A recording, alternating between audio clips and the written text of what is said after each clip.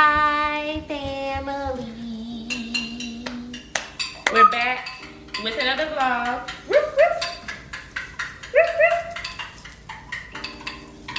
Justin said he needs to get a spoon, so it looks like he's doing something. No, it's because I did do something. None of y'all warned us about this, about toddler tantrums. What we supposed to just figure it out on our own, just like y'all did. Come on. So yeah, this morning, was making some breakfast. What are we making, babe? So Vincent and I are gonna have crust sandwiches. So basically a breakfast sandwich on a croissant. Sausage. And yeah, sausage. We are just gonna give her some sausage and some fruit before she goes to the nap. Yes. She needs it, as you can see. Hey y'all, another thing. Cookie was sick last night. Oh my God, we ain't sleep. It was horrible. It was horrible. She was like pooping and throwing up throughout the entire night. I think we didn't get more than 2 hours of sleep.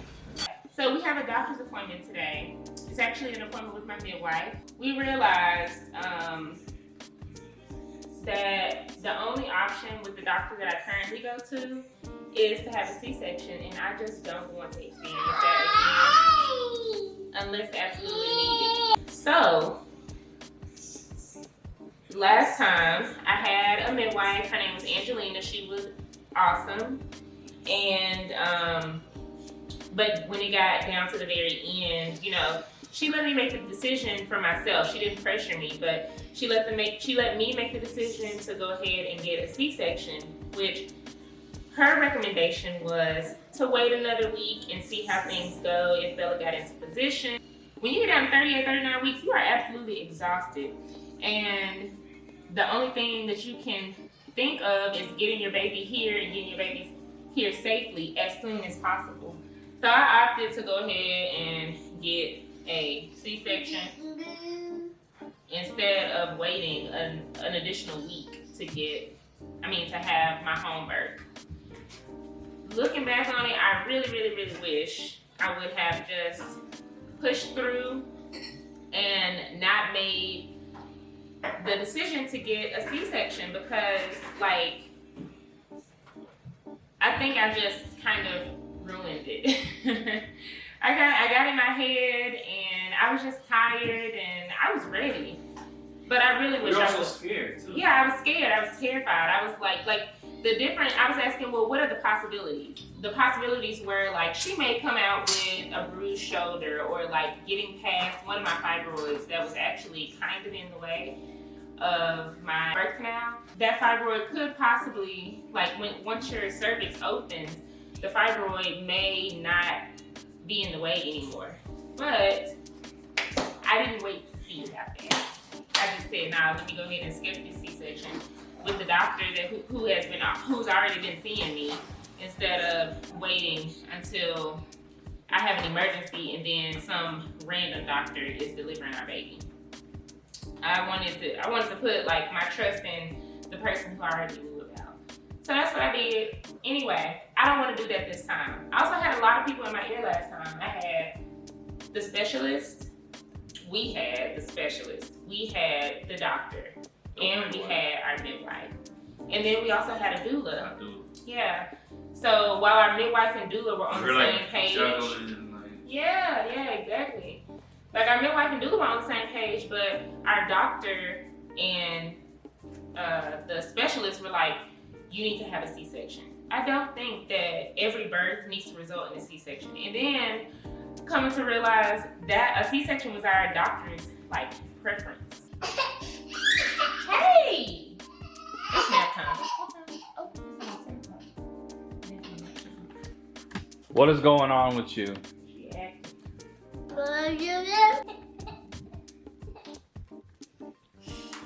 Bella.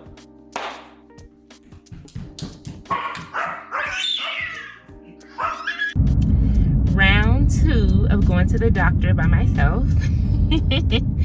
You know, some things are just easier done by yourself than with hubby and baby, you know? And since Vincent is off work today, it's like you might as well spend some time with your child and let mommy get out by herself, because I am a stay-at-home mom and your girl be needing breaks. So this is like an extra day of a break. Love that for me. So we're headed to our doctor's appointment. I don't have my little thing to hold my camera. Well, this is my phone, but I don't have anything to hold my phone right now. I didn't put it up, and so I will not be recording when I get on the main road. But yeah, headed to the doctor, or headed to see my midwife for the first time. Love that for me. I'm so excited. I can't wait to see her again, give her all the updates with Bella, show her pictures and stuff like that. But then also just to talk to her about like what's currently going on. She knew my situation last time, and you know, hopefully she's not like, I told you so. But if she is, I'm accepting that, because I told myself so. Anyway, I'm excited to see her and excited to just get this journey going once again without multiple people in my ear, and also like me getting stronger in my faith and knowing exactly what like my body can do, and then what also God can bring me through. So that's just my little short testimony. I'm learning more about myself throughout these pregnancies, the process, motherhood. Like, I'm learning so much about myself, and it's making me stronger ultimately. I will see y'all at the appointment. Oh, also, I did my makeup a different way today, and I'm really digging it. Like, big truck, move. I'm really digging it. I put on like, I have to give y'all a whole makeup routine, because I switched it up this time and I like it. I feel like it's going to stay a bit longer, even with the humidity outside. So I'm gonna catch y'all up on that later, but I gotta drive. I just got on the expressway and this is illegal. I'm ready. So the joy of the fibroid, it measures like there's a baby in now? You know, I've already started to feel kicks or some movement. Yeah. I saw the baby move and I was like, what you doing? Fibroid, I mean, uterus is down, so okay. Is this one of them up here at the top? One's right here. Yeah. Yeah, so you measure about 20. Okay. Look at me. Not bad. Halfway point. Right. That's not bad. Okay, there is the one. Yeah. It's about like this. Okay. Sitting. It goes long. So wide, that far wide. And probably like that long. Okay. So it's a narrow one. Okay. So the interesting thing is, even though you have the fibroid, that ain't why your belly like this. Then why? Because baby be? the fibroids ain't doing that. Yeah. It's just that's where your body went last time you were pregnant. Oh yeah. And it just said, oh, okay. It's comfortable for us. Uh-huh. Okay. And popped itself right back out there.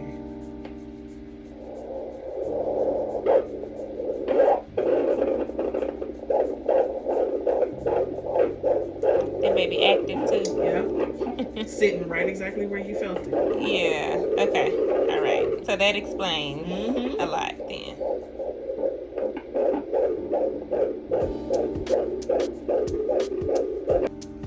Let's see, what you doing in there?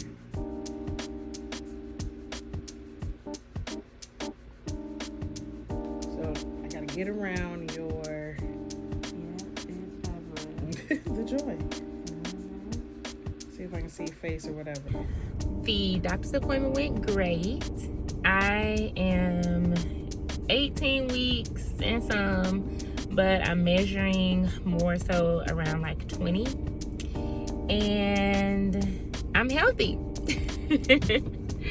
I'm still healthy. And we took a look at a little bit at the fibroids, but more so just at the baby, just to like see progress and how baby boo is doing. I love my midwife, y'all. Like, I don't know, I feel like you need good people around you when you are giving birth, and my last experience just wasn't what I would have wanted and or appreciated. But well, I appreciated the fact that Bella came out just fine and healthy and happy, and I came out on the other side fine and healthy and happy. But I think just the people you have around you during birth is very important. So I'm excited this go around. I will not have the randoms in my ear. Anyway, so baby is measuring just fine.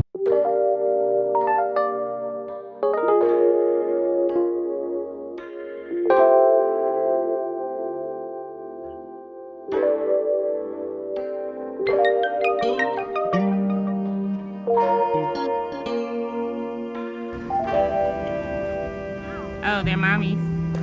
Thank you. Bella Boo. Bella. Bella. Say hi. Are you having fun at the pool with Daddy? Oh, thank you.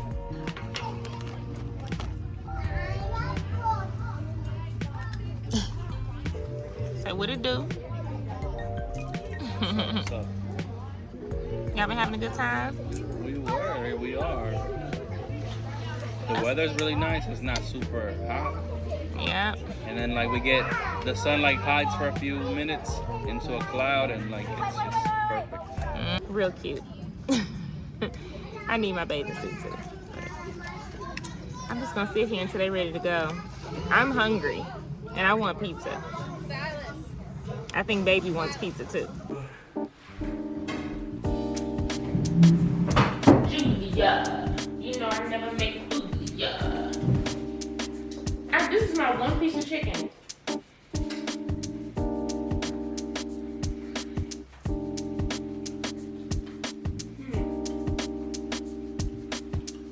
I'm the only one that's not eating dinner. Sad story. I offered to warm up your sandwich, so. He did. I did not feel like cooking today. After I went to the doctor, they went to the pool. It looked like they were having a good time.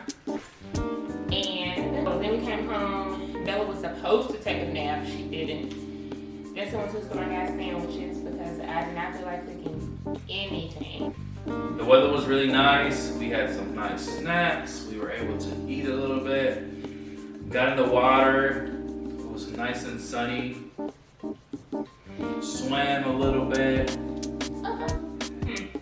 Got in the pool. Got pretty deep in there too. We went all the way down to the 5-foot side, and Belle was enjoying it. She's getting used to being in the water. Before she was terrified, and she's actually enjoying it. She's kicking her feet. Even after having her when she was around 6 months, that was around summertime, and we said we're gonna put her in swimming lessons, and that just never happened. No, it never happened. We started traveling during the summer. We didn't really have the time. Like, I feel like when they're in swim lessons, we have to be consistent in order for them to get used to the water and learn the swim techniques. And last summer we were just traveling so much. So then this summer comes around and we're like, okay, we're gonna put in swim lessons again. Well, I'm pregnant. This is working. I'm pregnant. I honestly do not feel like taking her to swim lessons and having to get into the water and stuff like that. So I'm going to work on me, work on my energy. What are some things you thought that you would do as a parent? I thought I would have more energy. I have no energy anymore. Yeah. What other things?